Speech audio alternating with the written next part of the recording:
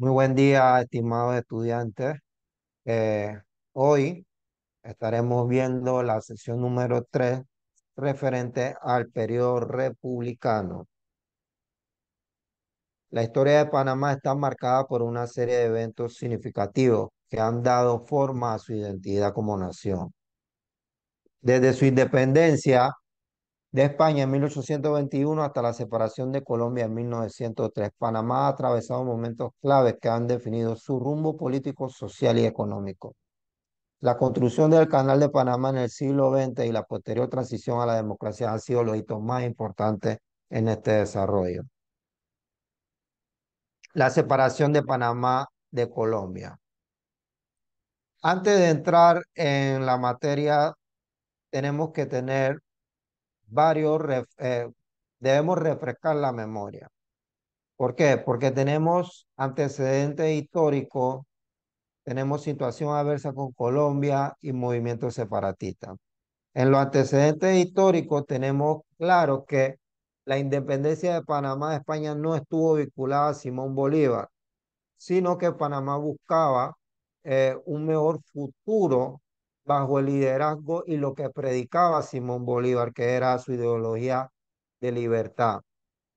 Entre los movimientos separatistas, como le mencioné en la clase pasada, hubieron hasta 4 movimientos separatistas. El, el el intento de separación de 1830, la guerra de los 1000 días, también en el último movimiento separatista que se dio en 1903 tuvieron involucrados José Agustín Arango, el doctor Manuel Amador Guerrero, que fueron los que lideraron un movimiento que al final sí se pudo concretar. En la situación adversa con Colombia, podemos decir que la unión con Colombia estuvo marcada por enfrentamientos sociales y decisiones políticas desatinadas y una mala situación económica que afectaba a Panamá. Y por último, el apoyo internacional, que el movimiento separatista que buscó el respaldo de Estados Unidos para la construcción del canal interoceánico por Panamá en contraposición a la opción de Nicaragua y Costa Rica. Aquí tenemos que hacer un, una pequeña parada. Cuando referimos a apoyo internacional, tenemos que tener presente que Estados Unidos apoyó a Panamá en los movimientos separatistas con Colombia, pero lo apoyó en busca de un fin común de ellos. Obviamente, si Estados Unidos como potencia te apoya, todos los demás países vayan, giran la mirada hacia tu país. En este caso no fue la excepción. Estados Unidos apoya a Panamá, Panamá se separa de Colombia, pero consigue el objetivo de la construcción del Canal de Panamá. Eso lo veremos más adelante. El 3 de noviembre de 1903, el batallón de tiradores enviado por Colombia y este fue arrestado por la fuerza separatista panameña, marcando el inicio de la independencia. El 4 de noviembre se da la formación de un gobierno, se establece una junta provisional liderada por el señor Agustín Arango, Federico Boy y Tomás Arias. Luego el doctor Manuel Amador Guerrero fue designado como el primer presidente constitucional, o sea, el primer presidente de Panamá fue colombiano. La declaración de independencia. El Consejo Municipal de Panamá proclama la República de Panamá el mismo día respaldado por la voluntad del pueblo. Y la resistencia colombiana. Colombia intentó revertir la separación con propuestas políticas, militares, pero la decisión de independencia de panameña ya estaba tomada, o sea, ya no había vuelta atrás. El reconocimiento internacional era un poco lo que le mencionaba en antes. La República de Panamá fue rápidamente reconocida por otras naciones latinoamericanas, Estados Unidos y la potencia europea. También se da el tratado Thomson-Urrutia. En este se ratifica un tratado entre Estados Unidos y Colombia que concedía una indemnización a Colombia y establecía relaciones diplomáticas, marcando un hito en la historia de ambos países. Ahora sí nos vamos a adentrar en lo que es el periodo de la República, el periodo de la época republicana. Una vez declarada la separación de Panamá de Colombia, el nuevo gobierno, por medio de su embajador plenipotenciario, Philippe Jean-Bounou Barila, logra la firma de un tratado para la construcción de un canal interoceánico. Bien, el señor Barila no era panameño, no era colombiano, era francés, pero él logra firmar un tratado para la construcción del canal interoceánico con los Estados Unidos. Este tratado, más adelante veremos que fue lesivo para la soberanía de nuestro país. ¿Por qué lesivo? Porque básicamente este tratado violaba toda la soberanía de Panamá desde el inicio hasta el final. Y fue una lucha constante a través del tiempo que sufrimos los panameños a causa de este lesivo contrato. Se da la construcción del Canal de Panamá. Para la declaración de independencia, Panamá firma el tratado Haibuna-Barila con Estados Unidos para construir el canal interoceánico culminado en 1914, ya que Estados Unidos, por ser potencia, cuenta con toda la tecnología de punta en ese entonces. La administración del canal eh, queda bajo una franja de 10 millas a lo largo del canal, que era lo que va más a generar conflictos más adelante entre la franja canalera, Panamá y los Estados Unidos. Los Estados Unidos administraban esa franja, pero básicamente, aparte de esa franja que se puntualizó 10 millas de ancho, se estaban, en palabras netamente panameñas, acaparando todo lo que era el país. El tratado Arias-Roosevelt. Este tratado anula la intervención militar estadounidense en Panamá, garantizando su independencia y marcando un cambio significativo en la relación bilateral. La creación de la zona libre de Colón en 1948 se crea como una institución autónoma que aprovechó la posición geográfica, los recursos del canal para promover el comercio y la economía panameña. Entonces, desde 1948 hacia adelante y también de 1948 hacia atrás, vamos a ver una serie de tratados, serie de contratos, serie de normas que los Estados Unidos firmaron con Panamá. Dice, en 1957 el tratado Ramon-Eisenhower otorga a Panamá ventaja económica y el pago de arriendos por el canal. La importancia del tratado Ramon-Eisenhower, ¿cuál fue? Que fue el primer paso a la recuperación que fue paulatinamente de la soberanía de nuestro país. En 1962 se da la inauguración del Puente de las Américas. Este puente terrestre sobre el canal unió el Istmo y simbolizó un hito en la infraestructura panameña. De allí cruzamos a 1964. ¿Qué pasa en 1964? El 9 de enero de 1964 se da un conflicto. ¿Por qué se da un conflicto? Porque los estudiantes que exigían la izada de la bandera panameña junto a la estadounidense en la zona del canal resultan heridos en el enfrentamiento con el ejército estadounidense. Y esto desemboca en la ruptura temporal de las relaciones diplomáticas. Es más de lo que le explicaba. Un tratado lesivo para la soberanía que al final del tiempo, al paso del tiempo se fue convirtiendo en una bomba de tiempo por parte de los pobladores panameños, ya que ellos exigían mayor respeto a nuestro país por parte de los norteamericanos que se habían apropiado de la franja canalera y aún más.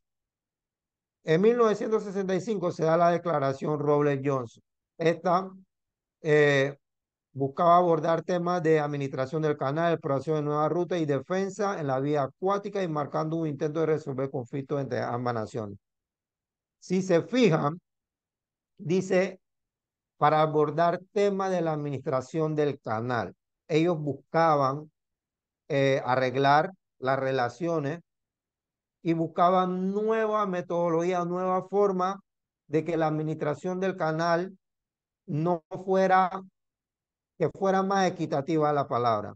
En cuanto a la exploración de nuevas rutas, el gobierno norteamericano tenía temor porque en los años 40 se había dado la guerra, la Segunda Guerra Mundial, y ellos veían que el Canal de Panamá era fácil a un bombardeo por parte de cualquier enemigo si sucedía otra guerra. Entonces empezaron a explorar nuevas rutas y no es que era una nueva ruta porque tenía un plan de un canal a nivel del mar que ya se había estudiado hace años por parte de los franceses por la ruta por el Darién. Entonces ellos empezaron a explorar, eh, intentaron explorar esos áreas. Al final, el tema de la creación del canal por el Darién no quedó en nada. Ahora entramos a la época de la dictadura militar. La dictadura militar en el país duró 21 años, 4 bajo regímenes distintos que fueron Junta Militar de 1968 a 1969, Omar Torrijos, llamado también el Proceso Revolucionario de 1969 a 1981, Rubén Darío Paredes del 81 al 83 y por último Manuel Antonio Noriega del 83 a 1989. El golpe de Estado de 1968, muchas personas se lo atañen a el general Omar Torrijos Herrera, pero no. El golpe de Estado estuvo propiciado por el sargento Boris Martínez. Estos derrocaron al presidente Arnulfo Arias Madrid, restaurando una dictadura militar de 21 años. Regímenes militares, se sucedieron 4 regímenes, destacando el proceso revolucionario de Omar Torrijos y el mandato de Manuel Antonio Noriega. En 1972 se da la Constitución y Torrijos promulga una nueva Constitución consolidando su liderazgo como jefe de Estado.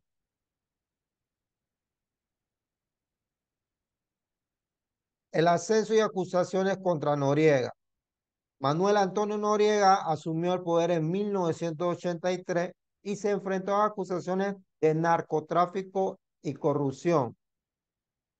Estas acusaciones de narcotráfico iban propiciadas por la prensa panameña e internacional porque supuestamente tenía vínculos con el cartel de Medellín. La recesión económica y social durante el mandato, Panamá sufrió una recesión económica y social con contratación del PIB y el deterioro del índice de desarrollo humano. La intervención estadounidense en 1989.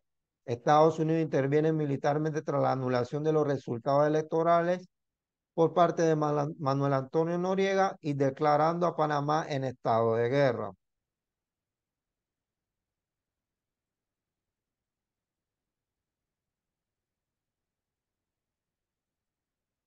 La invasión estadounidense. El 20 de diciembre de 1989, el ejército de Estados Unidos invadió Panamá. El 3 de enero de 1990, al cabo de 2 semanas de asedio, en la Nunciatura, Noriega se entregó a las tropas estadounidenses y el 12 de enero el Pentágono dio por concluida la operación Causa Justa. Noriega fue llevado ante los tribunales estadounidenses acusado de narcotráfico y marcando el final de la dictadura militar. Es un hecho que la mayoría de nosotros conocemos, algunos lo vivimos, otros no habían nacido, pero básicamente el 20 de diciembre de 1989 fue una fecha que causó mucho dolor porque murieron muchas personas inocentes, civiles que no tenían nada que ver tras los bombardeos por parte de los Estados Unidos, que al final de cuentas fueron bombardeos sin ningún propósito, porque Panamá no contaba con una estructura militar como tal. Entonces, básicamente fue más que una cacería al dictador de ese entonces, una masacre. Ya por último entraremos ya a lo que es la época democrática, que viene siendo el reemplazo luego de la dictadura. En 1989 se dan unas elecciones tras el golpe de Estado de Manuel Antonio Noriega y el señor Guillermo Endara Garibaldi, el que se convierte en el presidente tras unas elecciones anuladas previamente por el régimen militar. O sea, el régimen militar había anulado las elecciones y una vez que es apresado el general Antonio Noriega, el señor Guillermo Endara toma el control del país. En 1990 se da con una reorganización policial, el gobierno de Endara se reorganiza las fuerzas policiales y se realizan reformas constitucionales, hace reformas a la constitución, incluyendo la abolición del ejército, aunque esta última fue rechazada en referéndum. La gestión de gobierno de 1994 y 1999, durante los mandatos de Endara y Pérez Valladares, se implementan reformas neoliberales que incluyen privatizaciones y reformas laborales. Las famosas privatizaciones que muchos conocemos de la telefonía, la luz, eso se privatizó y se incluyeron reformas laborales que no fue el agrado de la mayoría de la población, pero supuestamente era la única manera de poder salvar el país. Las elecciones y cambios constitucionales en 1999. Mireya Moscoso se convierte en la primera mujer presidenta de Panamá y también asume el control total del canal de Panamá. Se da la reversión luego del Tratado Torrijos-Carter a manos panameñas y se propone cambios constitucionales como la reelección presidencial, que fue rechazada en referéndum. O sea, desde ese entonces, el presidente no se puede reelegir en Panamá. El presidente cumple con sus 5 años de mandato y automáticamente no se puede reelegir. El gobierno de Martinelli, que ya es mucho más fresco a la memoria de nosotros, Ricardo Martinelli asume la presidencia y se enfoca en política de desarrollo económico para el país.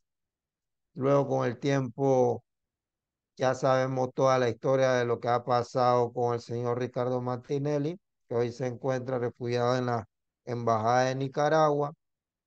Se da también la ampliación del canal y gobierno actual en el 2016. Se contempla la ampliación del canal de Panamá en 2016. Laurentino Cortizo gana las elecciones de 2019, convirtiéndose en presidente, marcando también el ascenso de candidatos independientes en la política panameña.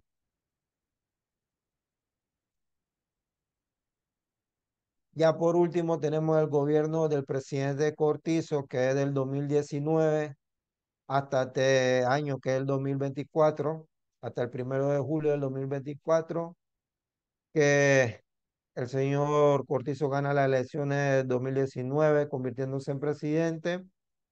Esta es una elección que es notable porque marca la primera vez en la historia que en Panamá, un candidato independiente que fue el señor Lombana, obtuvo una buena aceptación por parte del país.